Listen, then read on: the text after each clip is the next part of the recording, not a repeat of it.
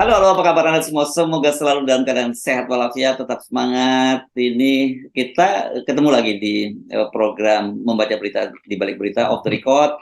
Masih terus, alhamdulillah bersama saya Hifzul Arif. Dan saya Agi Beta, senang sekali menjumpai Anda kembali pada hari Senin ini. Semoga semuanya dalam keadaan sehat dan semangat. Iya, semangat, dan saya kira sekarang sudah banyak yang menghitung mundur ya. Menghitung mundur keputusan Majelis Kehormatan Mahkamah Konstitusi besok ya Mbak ya, karena direncanakan kan tanggal 7 itu 7 November itu akan dibacakan hasil keputusan dari bagaimana Majelis Kehormatan Mahkamah Konstitusi itu. Kan hari ini mereka melakukan rapat tertutup ya untuk apa ya sebutnya kalau mereka ini rapat permusyawaratan hakim juga ya, RPH juga ya kalau Ya. ya, RPH juga hari ini. Dan saya kira sebenarnya kalau kita lihat tanda-tandanya kemungkinan mereka sudah banyak tahu juga, banyak yang bocor di keputusannya seperti apa, banyak yang tahu gitu, karena kita tahu Mahkamah Konstitusi itu nggak steril, dan itu sendiri kan diungkapkan oleh Pak Jimli juga banyak sekali kebocoran-kebocoran itu ya. Dan kan rapat seperti itu kan tidak hanya melibatkan 3 hakim itu, tapi juga ada panitranya, ada pokoknya tim adminnya lah yang ikut di situ. Jadi saya kira sebenarnya kita bisa membaca itu indikatornya, misalnya hari ini kan ulang tahun Golkar misalnya ya, apa yang terjadi pada ulang tahun Golkar itu nanti juga bisa menjadi indikator apakah mereka semua sudah dapat bocoran tentang putusan itu atau tidak. Tapi yang menarik menurut saya ada dugaan bahwa ini ada operasi rahasia gitu ya, operasi rahasia yang untuk menggagalkan pencapresan Gibran melalui Majelis Kehormatan Mahkamah Konstitusi. Ini versi dari Gerindra gitu ya, Mbak. Versi Gerindra itu, dan ini serius loh. Wakil Ketua Umum Partai Gerindra itu Habibur Rahman membuat opini di Portal Detik itu 3 hari yang lalu. Dia menyebutkan seperti itu. Nah, saya waktu itu apa yang maksudnya operasi rahasia ini? Bukankah yang mendahului mereka duluan yang operasi rahasia menggulkan Gibran sebenarnya ya? Meloloskan Gibran itu yang harus kita sebut operasi rahasia. Kalau yang operasi menggagalkan Gibran untuk jadi calon wakil presiden, saya kira itu operasi terbuka ya. Operasi terbuka itu dan semua elemen termasuk kita kok ya sebenarnya gitu ya. Kalau kita walaupun tidak ada kaitannya dengan kepentingan kita dalam pilpres, tapi kepentingan kita soal demokrasi saja, karena bagaimanapun juga kan Mahkamah Konstitusi itu adalah penjaga konstitusi kita. Kalau penjaga konstitusi kita sudah rusak, sudah busuk, ya pasti bangsa ini juga udah membusuk, itu dijamin seperti itu. Jadi saya kira kalau kita concernnya seperti itu ya, dan banyak pelapor saya kira sama juga seperti itu. Iya, betul Mas Ersu.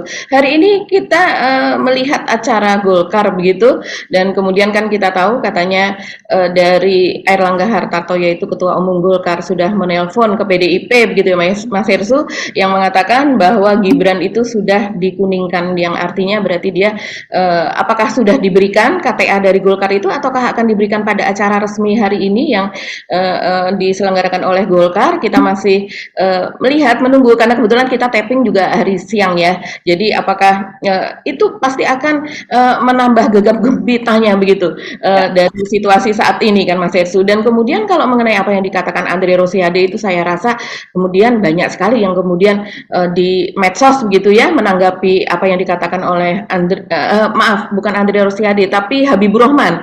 Tulisan dari Habibur Rahman itu kemudian banyak yang menanggapi sebagai maling teriak maling begitu ya. Saya sendiri apa maksudnya maling teriak maling? Oh, ternyata operasi yang dimaksud begitu Mas Hersu. Seperti Mas Hersu katakan tadi, menurut Habibur Rahman itu ada operasi rahasia untuk menggagalkan pencawapresan dari Gibran begitu. Jadi antara lain yang dia sebut sebagai operasi rahasia yaitu pembentukan MK-MK itu sendiri. Terus kemudian laporan-laporan yang begitu masif yang dilaporkan kepada MK-MK yaitu Majelis Kehormatan Mahkamah Konstitusi, dan juga selain itu juga berbagai aksi yang ada di lapangan begitu. Ini kan kita sedikitnya itu 2 aksi mahasiswa yang sangat besar yang menolak keputusan dari MK itu. Selain yang 2 itu yang ada pembakaran ban, terus beraksi sampai malam sebelum kemudian dibubarkan, itu juga ada aksi-aksi kecil sebelumnya Mas Hersu. Dan itu masif terjadi sejak tanggal 16 di mana itu diputuskan.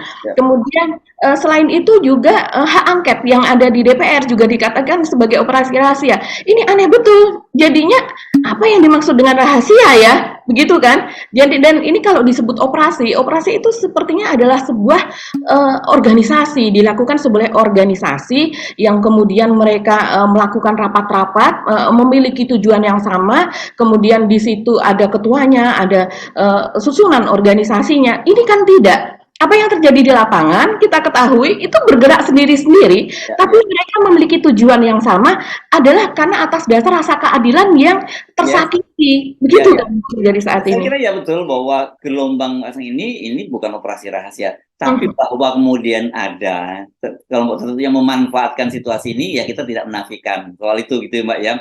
Tapi Mhm. kan jangan juga kemudian ada kelompok kepentingan yang beroperasi itu kemudian menafikan juga ada gerakan penolakan besar-besaran Ya. terhadap lolosnya Gibran itu kan gitu.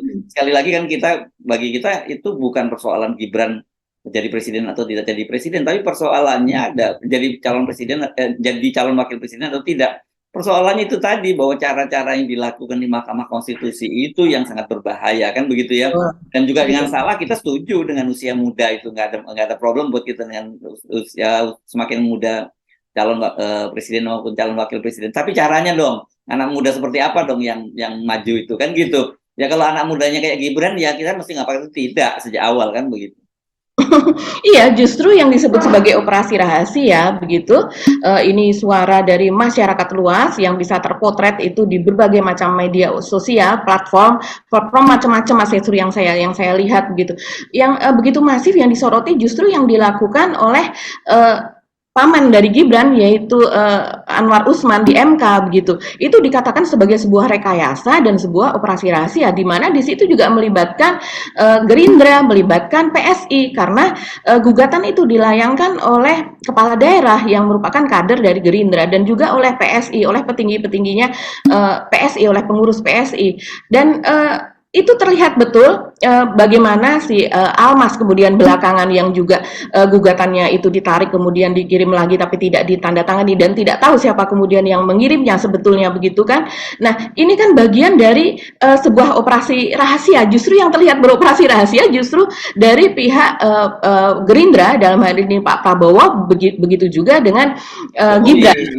Ya, karena begitu diluluskan, itu yang kemudian menjadi cawapres seperti diduga semula, yang muncul adalah hanya Gibran. Tidak ada yang namanya kepala daerah yang lain yang usianya di bawah 40 tahun dan kemudian berusaha begitu supaya dirinya terpilih mendekati mendekati Pak Prabowo maupun mendekati Ganjar yang ketika itu sama-sama belum memiliki cawapres gitu ya. Kan tidak ada sama sekali Mas Hersu. Memang hanya satu ini dan itu sudah bisa diduga sehingga patutlah itu kemudian disebut sebagai sebuah operasi begitu yang Betul sebetulnya dong ya, ada operasi rahasia tapi bukan dilakukan oleh oleh kalangan oposisi atau kalangan yang kelompok kritis, bukan itu yang melakukan operasi rahasia. Tapi justru adalah pemerintah dalam hal ini rezim penguasa, bukan pemerintah saya kira yang melakukan operasi rahasia ya. Jadi mesti dibalik ini Mbak ya. Jadi ya nggak salah juga kalau kemudian tadi istilahnya netizen menyebutnya maling teriak maling. Ini sih bahasa lama ya. Betul, netizen menyebutnya demikian dan kemudian ini kemudian tervalidasi juga dengan ini kan Gibran anak Pak Jokowi, kemudian Anwar Usman adalah adik ipar dari Pak Jokowi begitu. Kemudian ditambahi juga dengan anak Pak Jokowi yang bungsu yaitu Kaisang menjadi ketua umum dari PSI. Kemudian mendukung juga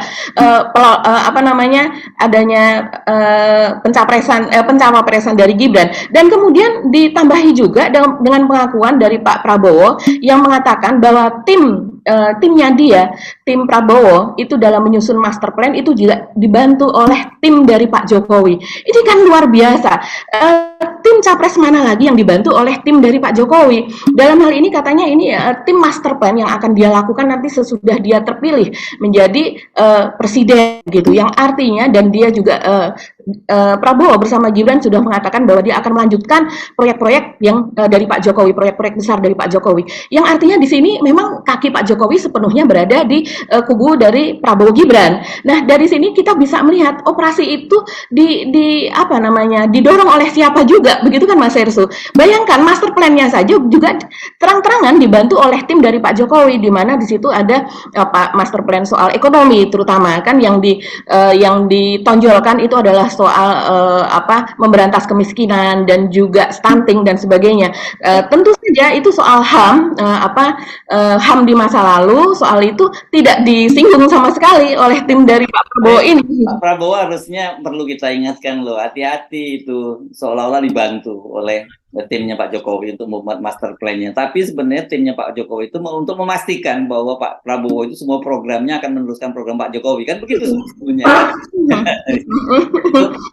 Pak Prabowo tadi jangan lugu-lugu lah Pak Prabowo ya, itu kan pasti targetnya seperti itu. Nah, kalau jadi kalau dikatakan ada operasi rahasia, yes kita setuju, memang ada operasi rahasia di Mahkamah Konstitusi, tapi bukan untuk menggagalkan pencawapresan Gibran, tapi untuk meloloskan pencawapresan Gibran. Kalau operasi yang untuk menggagalkan pencawapresan Gibran itu adalah operasi terbuka, bukan operasi yang rahasia. Nah, ada operasi berikutnya yang kita juga operasi rahasia adalah sekarang ini lagi rame banget. Ya, ada video viral dari, saya kira ini Gen Z kalau lihat wajahnya begitu ya, di Subang gitu, yang dia mempertanyakan bagaimana mungkin tiba-tiba di Subang itu sangat masif muncul baliho-baliho dari Gibran, dari Kaisang gitu ya, sebagai ketua umum PSI gitu. Dan dia menyebutkan, ini menarik ini, dan saya kemudian penasaran apakah betul terjadi semacam itu. Ternyata itu baliho Gibran, baliho Kaisang, bingung, mohon maafkan kalau sering salah antara Kaisang dan Gibran ya. Pokoknya nanya Pak Jokowi ini, yang Kaisang ini sangat masif, Pak, di mana-mana. Itu bukan hanya di Subang. Yang kalau di Subang tadi kan disebutkan bahwa setiap desa itu ada berapa tadi? Ada 50 baliho ya. Bayangin satu desa 50 kan penuh itu desa itu, dan kemudian di sana 30 desa. Jadi dia memperkirakan biaya pemasangannya saja itu bisa sampai 1 miliar itu untuk di Subang saja gitu. Dan padahal saya baca ini ada di Bali juga merata, di mana di Sumatera Utara merata, di Sulawesi Selatan merata, di seluruh Indonesia ini merata. Ini saya kira kalau nggak operasi rahasia nggak mungkin. Kan kita tahu biasanya kan pemasangan baliho-baliho gitu kan mengandalkan para kader dan relawan. Dan kita tahu kan relawannya kadernya PSI itu kita bisa lihat lah dari strukturnya saja kan nggak mungkin mencapai seluruh Indonesia kan gitu. Mereka sendiri di DPRD, mereka ini kan hanya ada beberapa DPRD di kota ya, misalnya Surabaya, Jakarta gitu yang cukup besar. Daerah-daerah kabupaten nggak ada namanya PSI. Jadi saya kira ini ada operasi rahasia juga yang membantu memasang baliho-baliho dari PSI dan Kaisang. Iya, dan tidak hanya baliho dari Kaisang ya, tapi kemarin saya lihat juga Romahur Muzi, yaitu mantan ketua umum dari P3, yang sekarang tentu saja dia adalah bagian dari koalisi Ganjar Mahfud, itu juga menjelaskan Mas Hersu, dia baru saja juga melakukan tur begitu selama 4 hari terus berkeliling sampai ke atas-atas bukit pegunungan, jadi daerah-daerah desa yang selama ini kurang terjangkau begitu ya oleh situasi politik seperti ini, tapi ternyata di pegunungan pun itu masif ada baliho dari Pak Prabowo begitu, Pak Prabowo dan Gibran. Dan dia mengatakan sebagai seorang politisi dan berdasarkan pengalamannya dia menyebutkan beberapa daerah begitu ya yang ada di merupakan daerah dari P3 itu pun tidak akan bisa semasif itu, walaupun itu hanya ada beberapa kota saja yang dikuasai oleh P3. Tapi ini lintas kota gitu, baik itu dikuasai oleh koalisi dari Pak Prabowo maupun tidak. Tapi baliho itu begitu masifnya tersebar di sana. Tetapi yang aneh adalah baliho tersebut hanya ada satu cetakan gitu, satu gambar saja. Jadi biasanya kalau itu masih berasal dari bawah, berasal dari para relawan, biasanya relawan itu akan mencetak baliho-baliho dengan gambar yang berbeda-beda. Mereka akan mempunyai tim kreator sendiri-sendiri yang biasanya akan membuat desain yang berbeda-beda, yang itu akan membuat memeriahkan suasana. Biasanya pada saat pemilu atau road to pemilu seperti saat ini begitu. Tapi saat ini yang terjadi adalah baliho itu sepertinya dicetak oleh sebuah organisasi atau instansi, dan kemudian dia tidak mau menyebutkan ini instansi apa, tapi dia hanya memberikan clue atau petunjuk. Coba bayangkan saja, cari yang kira-kira organisasi yang bisa menjangkau sampai ke daerah itu organisasi apa. Organisasi yang bisa digerakkan di semua, misalnya di semua teritorial begitu taruhlah, atau di semua wilayah begitu ya, terus kemudian kemudian dia bisa digerakkan hingga ke desa, hingga ke dusun-dusun, itu organisasi apa? Ketika ditanyakan apakah itu kira-kira dilakukan oleh relawan, dia bilang tidak mungkin relawan akan melakukan sampai sejauh itu, karena relawan juga terbatas pendanaannya. Apakah itu juga dilakukan oleh tim begitu ya? Sepertinya itu bukan, itu pasti ada tangan yang lain. Karena kalau tidak dilakukan begitu, maka biayanya akan terlalu banyak begitu.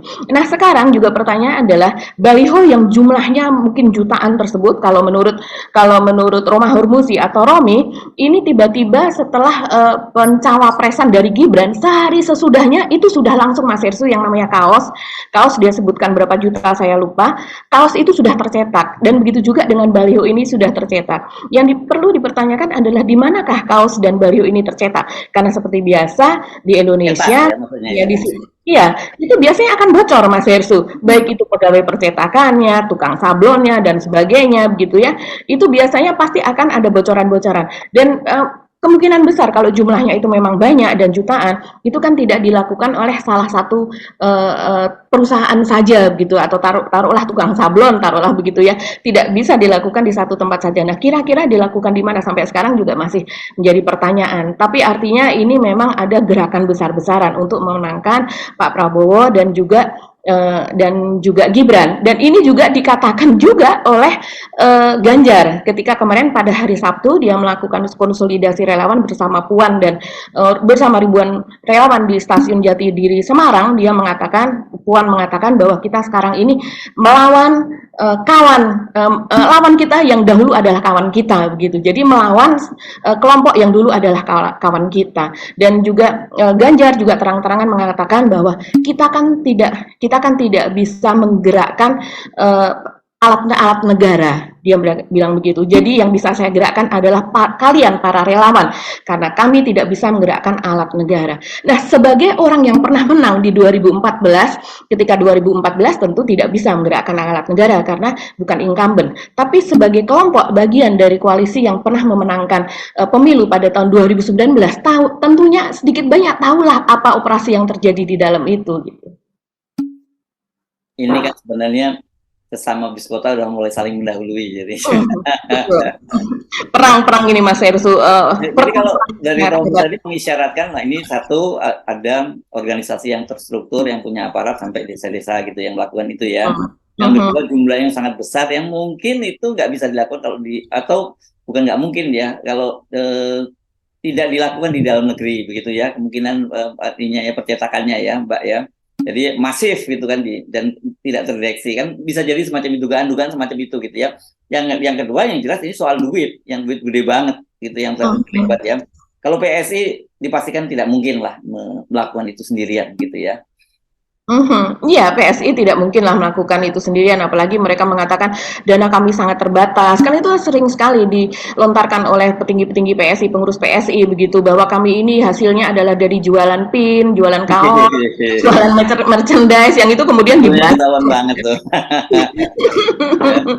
Iya, apalagi kemudian salah satu yang sekarang sedang gerakan yang masif juga dilakukan adalah untuk merebut DKI, Mas Hersu. Jadi, ya ini dikatakan gitu oleh Gerindra, siapa sih Anies itu gitu? Karena dulu Anies juga menang di Jakarta itu adalah hasil endorse atau dukungan dari Gerindra. Begitu. Jadi sebetulnya yang menang di Jakarta itu adalah Gerindra begitu. Jadi kalau seandainya sekarang mereka yakin bahwa Jakarta itu akan bisa dikuasai oleh Gerindra begitu. Jadi pertempuran tidak hanya terjadi di Jawa Tengah, tapi juga di Jakarta, tidak hanya di kantong Banteng gitu ya, tapi juga tempat-tempat yang sekarang akan dijadikan menjadi kandang Garuda gitu istilahnya. Ya. Ini makin seru ya. Jadi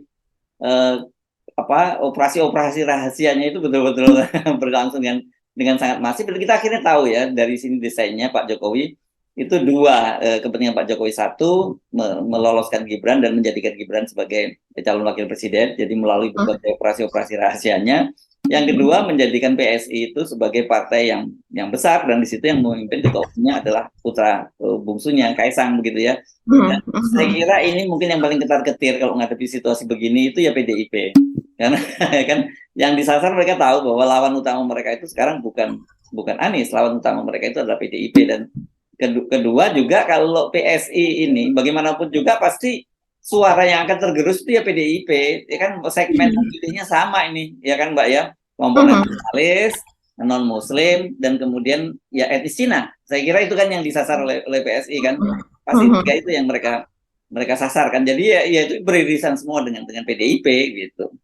Iya, betul sekali Mas Hersu dan dari PDIP sendiri kan sudah menginstruksikan ya kepada semua wali kota, bupati, gubernur begitu ya yang mereka berasal dari PDIP begitu. Mereka harus bergerak total gitu untuk memenangkan PDIP di daerahnya masing-masing. Saya mendapatkan salah satu bocoran tapi bukan berupa video tapi berupa suara itu dari Bupati Majalengka yang sekarang sedang viral sekali ya beredar di WA begitu juga di medsos. Memang tidak ada gambarnya.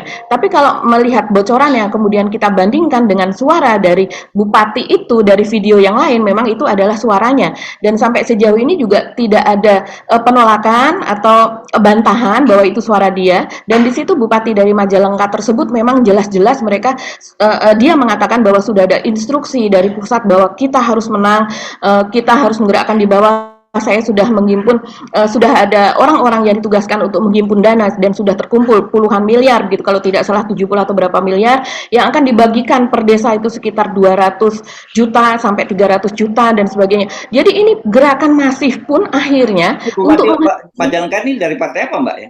Dari PDIP Mas Hersu. Oh, oke. Memang dari PDIP dan kemudian instruksi dari pusat kan memang untuk semua bupati bergerak begitu dengan bergerak secara masif, secara kuat untuk memenangkan PDIP di daerahnya kembali begitu. Dan kalau itu ada juga yang viral video, kalau ini ada videonya ini lurah di Madura, saya lupa kabupatennya mana yang juga menginstruksikan semua aparatnya kalau merah, saya bilang ya semua harus merah kata dia begitu. Itu juga jadi betul-betul PDIP all out betul ini ya untuk ya. Dan kalau ini kan memang ada persoalan soal keterpilihan juga ya karena dia kan juga bisa jadi dia ingin running untuk yang berikutnya nanti untuk pilkada berikutnya. Jadi kan ini sebagai pemanasan juga untuk pilpres ini. Tapi artinya di lapangan ini yang menjadi korban adalah masyarakat. Ketika ini dua gajah di atas ini saling berebut begitu, saling berebut dengan berbagai cara itu mereka mengatakan ini Pak Jokowi sendiri mengatakan netral begitu kan. Tapi ternyata dia menjadi tim dari Prabowo untuk membuat master plan kayak gitu. Terus kemudian juga dikatakan bahwa semuanya harus adem, semuanya harus nyaman. Tapi kenyataannya dengan keadaan yang sekarang, operasi-operasi yang ada, tidak mungkin kenyamanan itu akan ada di bawah. Yang ada adalah suasana panas, Mas Hersu, karena terbentuk kelompok-kelompok yang sangat masif, begitu kan, yang kemudian mereka ingin menguasai daerah yang ada di daerahnya masing-masing, begitu. Menguasai baik itu secara, ya kalau sekarang ini masih berupa alat-alat peraga, begitu, masih berupa kaos yang disebarkan, terus kemudian narasi-narasi juga yang ada di medsos gitu. Ini ramai sekali sekarang Mas Hersu.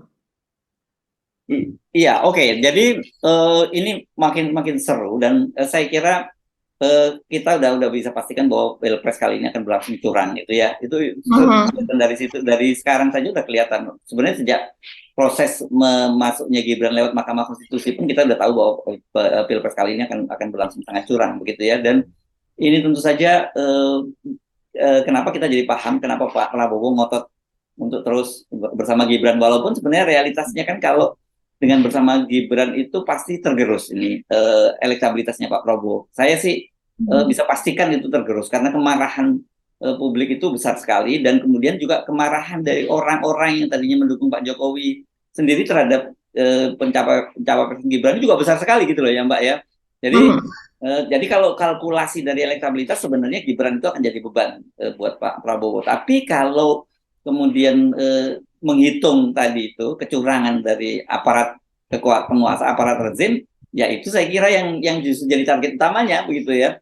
Dilupakanlah soal bahwa elektabilitas turun kan itu bisa disulap nanti soal hitung-hitungan dan sebagainya di KPU bisa dimainkan di mana-mana bisa dilakukan atau kemudian ada operasi-operasi dari aparat untuk menekan kepala-kepala daerah untuk memenangkan kandidat atau memenangkan calon anggota legislatifnya kan bisa itu semua dilakukan bagi.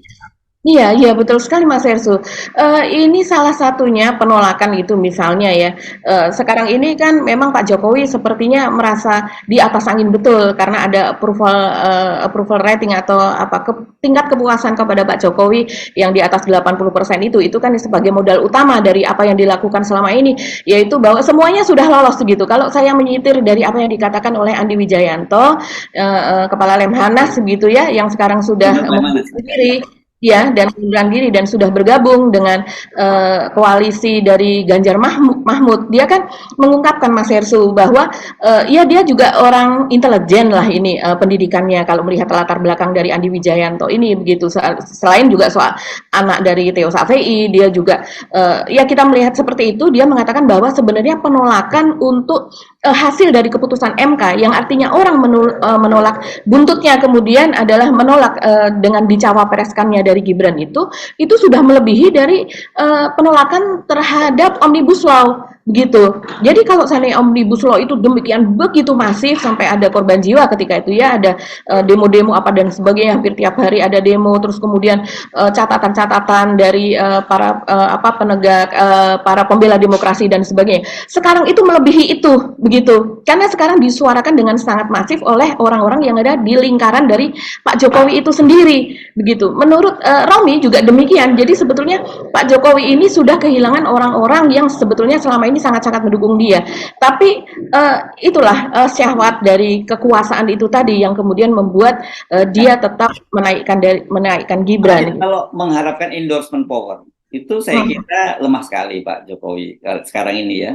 ya. Power ya, nggak usah nunggu survei deh dari apa dari mood publik saja kita sudah tahu kan kalau kalau survei nanti pasti jangan-jangan malah 101% nih tingkat kepuasannya Pak Jokowi dan kemudian kalau dibilang nggak masuk akal nggak apa-apa nggak masuk akal yang penting kan dibayar mahal kan gitu.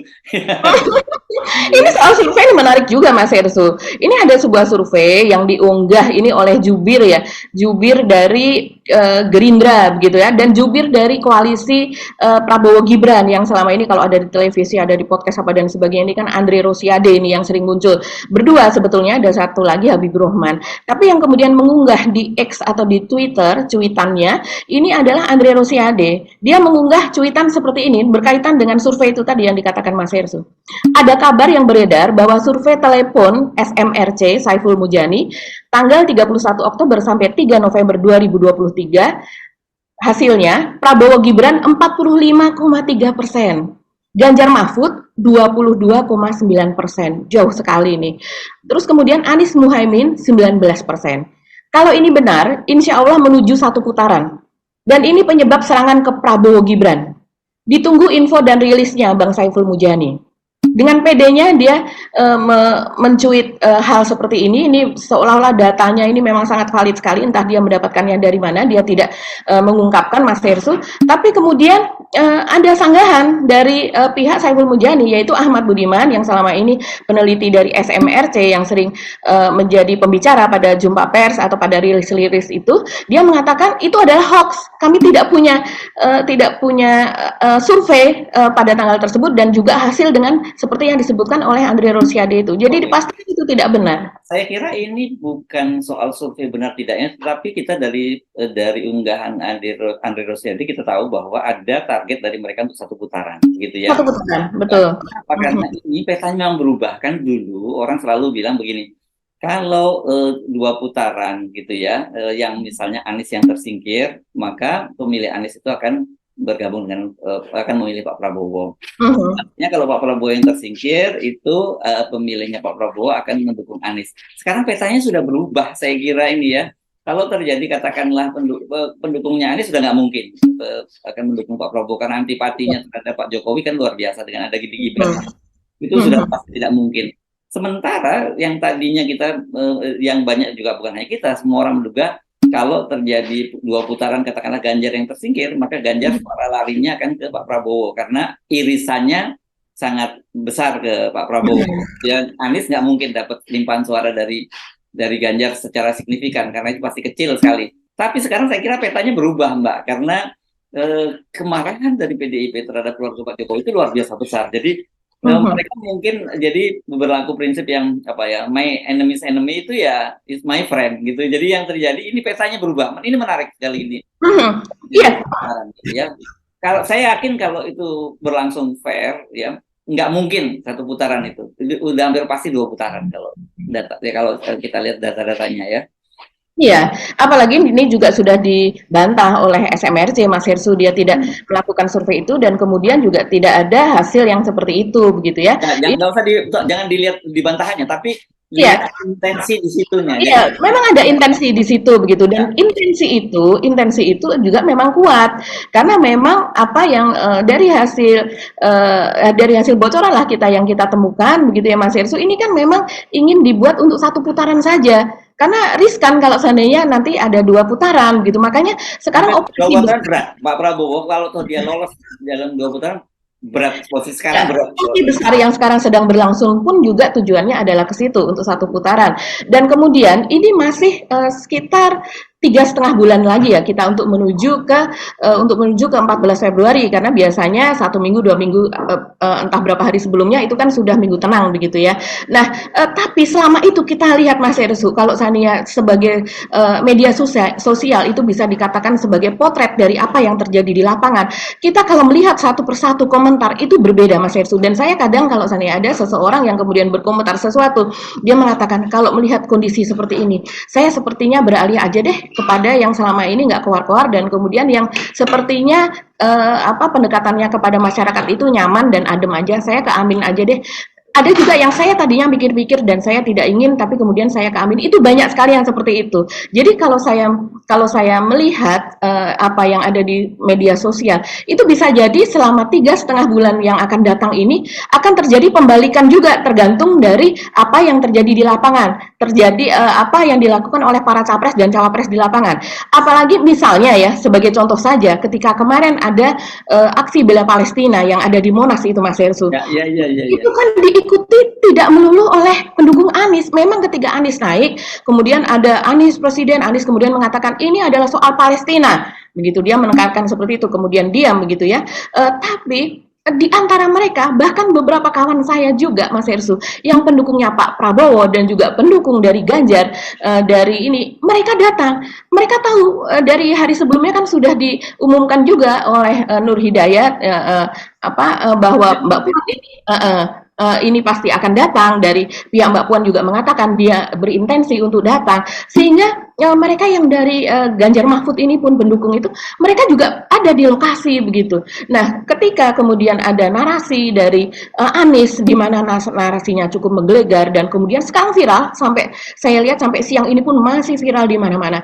Terjadi sedikit pembalikan bahwa oh ternyata dia begini ya tanpa dia mengatakan saya pilih Anies deh begitu tapi ternyata Anies boleh juga ya saya nggak pernah melihat Anies yang seperti itu saya baru dapat postingan yang seperti ini ternyata ketika dia berpidato saya jadi tertarik untuk melihat apa yang dia lakukan sebelumnya nah ini artinya kalau di dalam algoritma dari media sosial seperti YouTube seperti Instagram dan sebagainya ketika kita melike sesuatu konten ketika kita mendownload apalagi kita membuka dan mendengarkan sebuah konten maka secara algoritma itu kita akan disuguhi konten yang sama terus menerus jadi kalau saya melek apa yang dilakukan oleh Pak Ganjar saya akan disuguhi hal yang sama terus menerus tanpa saya tahu apa yang dilakukan oleh Pak Prabowo dan dilakukan oleh Anies nah ketika ini kemudian ada acara secara bersama-sama antara ada Anies ada Puan kemudian juga ada dari Menteri Agama Yakut begitu ya dari keseluruhan dari PKB apa dan sebagainya ada di situ begitu bahkan tokoh-tokoh seperti Pak Gatot Nurmantio dan sebagainya juga hadir di lokasi kemudian semua orang secara serentak melihat para pendukung ini begitu tanpa dibatasi oleh tembok oleh sekat begitu bahwa saya pendukung Anies saya pendukung Mbak Puan saya pendukung Ganjar semuanya melihat dan ketika itu melihat itu menjadi semacam endorse tersendiri untuk tokoh-tokoh yang berpidato di situ ini masih akan berlangsung terus nih Mas Hersu kalau Ya, mereka pasti memanfaatkan situasi mereka dapat merebut suara dan suara dapat berbalik. jadi intinya sekarang ini kelihatannya kalau mereka kan tadinya selalu menyuarakan satu politik identitas, kedua pembelahan gitu ya. Ternyata sekarang politik identitas itu udah nggak pernah disebut-sebut. Sekarang yang disebut adalah politik dinasti gitu. Ini yang jadi common enemy. Kalau politik identitas ini kan mau coba dijadikan semacam tools untuk downgrade gitu ya. Sekarang ini kan nggak laku gitu ya.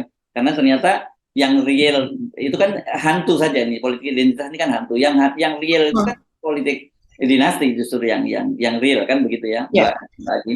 Jadi sekarang petanya berubah, memang orang udah bicara soal politik dinasti lagi, jadi tidak lagi bicara soal politik identitas. Nah ini sekarang sudah jadi musuh bersama. Jadi saya kira memang landscape politik itu sekarang berubah, pembelahan tetap terjadi, tapi justru pembelahannya itu menurut saya kalau jadi dibikin dua kelompok besar, itu ya kelompok yang anti dinasti dan kelompok yang pro dinasti. Dan saya kira klaster yang anti dinasti ini lebih besar karena ini kan mencakup orang-orang yang dulu menjadi pendukung Pak Jokowi, plus kelompok oposisi. Saya kira semua itu masih ada dalam kelompok yang anti dinasti. Jadi saya kira klasternya lebih besar, dan kalau pemilihan yang berlangsung fair, saya kira Mbak Agi, saya yakin bahwa ya Pak Prabowo Gibran itu nggak akan memenangkan pemilu kali ini gitu ya. Semacam itu. Jadi dari sini kita sudah bisa memperkirakan seperti apa pemilu nanti. Tapi kan persoalannya di Indonesia pemilu kita nggak bisa diharapkan fair seperti itu. Tadi kita udah singgung ada pengerahan dari aparat untuk memasang baliho-balihonya Kaisang dan juga Gibran dan Pak Prabowo misalnya begitu. Ya ini saya kira kuat-kuatan saja bagaimana dengan civil society. Nah, tetapi kan kita belajar dari pengalaman pada 98 dulu, kenapa Pak Harto itu jatuh, karena civil society kan pada waktu itu menyatu gitu ya. Sementara pada 2019 lalu, kenapa Pak Jokowi masih bisa eksis, itu karena civil society terpecah belah gitu. Mereka udah pada siuman kembali gitu, tidak menyebut insaf, ya situasinya berubah. Saya kira begitu Pak Agi. Iya, ya Mas Ersu. Saya mau menambahi sedikit pada situasi kemarin pada waktu aksi bela Palestina. Ini sebenarnya juga diblunder begitu ya. Karena memang selama ini Mas Ersu menyebut tadi adalah politik dinasti, politik identitas. Selama ini kan memang sepertinya disematkan kepada Anies gitu yang utama. Yang kedua adalah kepada Pak Prabowo, sampai kemudian itu rame Pak Prabowo dipertanyakan. Lalu selama ini Pak Prabowo itu kan mendukung Anies dan dia juga mengusung politik identitas karena dia adalah sahabat dari Habib Rizik Sihab. Dia juga hadir pada dan berjanji akan membawa pulang Habib Rizik Sihab kalau dia dan berjanji akan membawa pulang HRS begitu, dan juga dia mendukung 212 ulama-ulama yang ada di sekitarnya. Kemudian rame apa yang dikatakan oleh Grace Natali, katanya Pak Prabowo mengatakan soal ya dia itulah yang pernah dikatakan kalimat jelasnya saya lupa begitu, tapi artinya bahwa Pak Prabowo seperti menyesali begitu ya apa yang sudah terjadi begitu. Nah, tapi kemudian saya rasa kenapa Pak Prabowo tidak hadir pada acara kemarin begitu Mas Ersu, tapi dia mengikuti mendampingi Pak Jokowi itu memberikan bantuan kepada Palestina, kalau tidak salah 2 pesawat Hercules 55,5 ton kalau tidak salah ya, bantuan berupa makanan tersebut. Dan di situ jelas keberpihakannya sebetulnya begitu ya, sebagai karena ini kan pemerintah gitu ya, ini adalah suara pemerintah seperti halnya suara pemerintah di negara-negara tetangga kita. Tapi yang ada di lapangan, yang ada di Monas itu kemarin, itu adalah rakyat, suara rakyat. Kalau saya melihat itu suara panitia mengatakan semua capres itu diundang, tapi hanya Anies yang datang. 2 capres tidak hadir, yaitu Ganjar dan Prabowo. Tapi capres yang satunya diwakili ini Mas Hersu oleh Mbak Puan begitu. Nah, sementara kalau untuk Prabowo itu tidak ada wakil dari Gerindra, hanya ada Fadlizon di situ. Tapi Fadlizon selama ini kebetulan itu sudah dilihat itu sebagai sebelumnya juga sudah tidak merupakan representasi dari Prabowo, dia representasi dirinya sendiri. Outsider lah dia sekarang di kelompok Prabowo. Outsider di kelompok tersebut, suaranya kecil, hampir tidak terdengar. Akhirnya orang melihat bahwa banyak ini di media sosial juga Prabowo rupanya untuk melunturkan politik identitas. Barangkali ini pihaknya melihat bahwa itu masanya mirip 11-12 dengan masa 212 begitu kan. Padahal itu acara sangat berbeda begitu. Nah, ini yang dia tidak hadir kemarin. Menlu juga hadir, Mbak Puan juga hadir di situ ya. Betul, betul. Dan ini adalah sebuah endorse yang sangat bagus sekali, sehingga akhirnya saya lihat dari sesudah acara tersebut dan orang mempertanyakan sikap Prabowo, padahal dia udah jelas ya ikut Pak Jokowi mengirim bantuan ke sana, tapi itu seperti nothing gitu bagi orang-orang. Dan masyarakat itu menanyakan sikap dari dia dan dia tidak bersedia menghadiri, padahal dia juga ada di Indonesia. Apa yang terjadi begitu? Ya, oke. Saya kira kita fokus saja ke sini ya Mbak Agi ya, topiknya, karena perbincangan kita hari ini cukup panjang, nanti daripada kita bicara topik lain, masih ada topik-topik lain, tapi saya kira biar utuh saja apa yang kita perbincangkan kali ini, kita mesti akhiri perbincangan kita ya. Kami menunggu hasil majelis kehormatan dari Mahkamah Konstitusi besok ya. Ya. Banyak orang yang pesimis gitu, tapi ini kita tetap menjaga harapan gitu ya, bahwa akal sehat masih akan tetap hidup di bangsa ini gitu ya. Kita pamit dulu Mbak Agi ya. Oke. Ketemu lagi besok ya. Iya, tanggal 7. Tanggal 7. Kita ketemu besok lagi tanggal 7, dan itu hari yang saya kira penting dan ditunggu-tunggu oleh kita semua. Saya Sugeng Arif. Dan saya Gibeta, terima kasih atas perhatian Anda. Tetap salam 0%. Wassalamualaikum warahmatullahi wabarakatuh.